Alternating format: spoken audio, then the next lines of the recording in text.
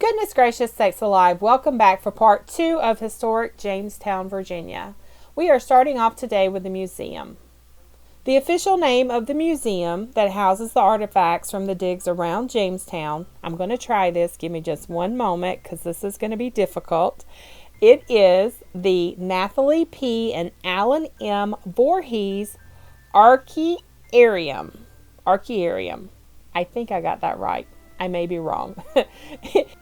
It was opened in 2006 and it does not cost extra. It is included in the ticket that we purchased to visit Jamestown and Yorktown Battlefield.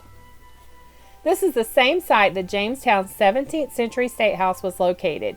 You can see the remnants of the State House through the glass areas in the floor. They also did forensics on some of the remains and were able to do facial reconstruction. It is incredible to see the faces of the people who lived and died here. There isn't many photos or videos from inside the museum because it was crowded with school kids and I was only able to film in certain areas. Please don't miss this if you were ever in Jamestown. Captain John Smith was around 26 years old when he was on the ship that set sail for America in 1606. Smith produced some of the most detailed reports of the colony. The colony had many struggles. When he became president of the colony in 1608, he put strict rules in place. He ordered all to work or they would starve. He is quoted as saying, "For in Virginia, a plain soldier that can use a pickaxe and a spade is better than 5 knights." The colony needed soldiers, craftsmen, and farmers, but instead was populated largely by self-important gentlemen unaccustomed to manual labor. In early Jamestown, people died because of disease that lingered in the drinking water in the river, starvation because of the loss of farmers and drought, and because of poor leadership and the leaders' behavior and choices. There was cannibalism, mosquitoes, malaria, and a lot of gentlemen and colonists with no known occupation, and besides John Smith and some others, most of the leaders didn't govern too well. After the first year, only 38 of the original 144 had survived. Smith also had many enemies within the fort, and one night he was injured by a bad gunpowder explosion in which he returned to England for treatment in October 1609 and never set foot in Virginia again. Smith died in England in 1631 at the age of 51. I think a lot of people are shocked when they find that there is no town at Jamestown. All that remains are foundations where buildings once stood. I think people see Williamsburg and expect Jamestown to be like that. After all, Jamestown was a busy town since it was the capital of Virginia for 92 years. I think Jamestown is worth the visit. It is always fascinating to explore a famous place you have only known from history books. Jamestown has no Plymouth Rock. The place where settlers first came ashore in 1607 is underwater now. Part of the town site and the site of the original James Fort are also in the James River. The island was much larger in 1607, but because of erosion, its original shoreline is 100 yards offshore. Although Jamestown probably is less famous than Plymouth, Englishmen landed here 13 years before the people we call Pilgrims started their colony in Massachusetts.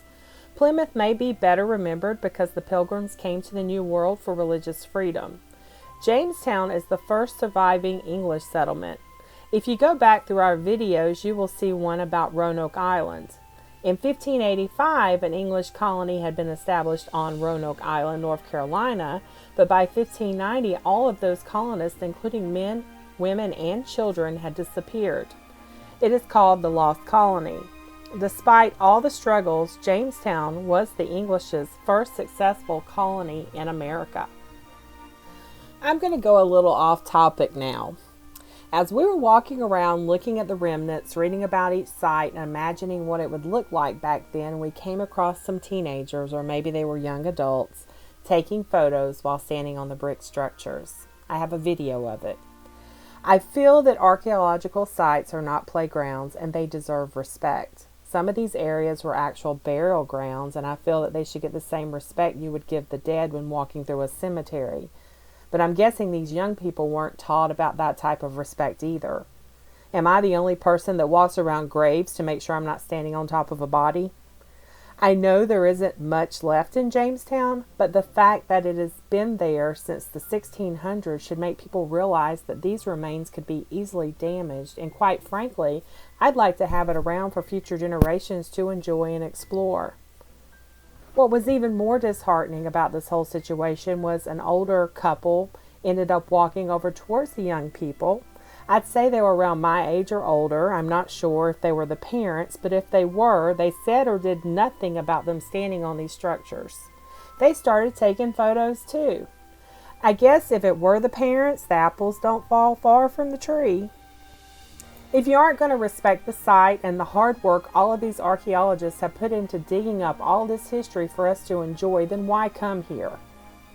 Do you think you would look cool on Facebook with that pic of you standing on bricks that have been there for hundreds of years? Or has it occurred to you that you will look like an idiot for being so disrespectful to this National Historic Site? That's my rant for this video. And this concludes our visit to the historic Jamestowne National Park. I hope y'all enjoyed it.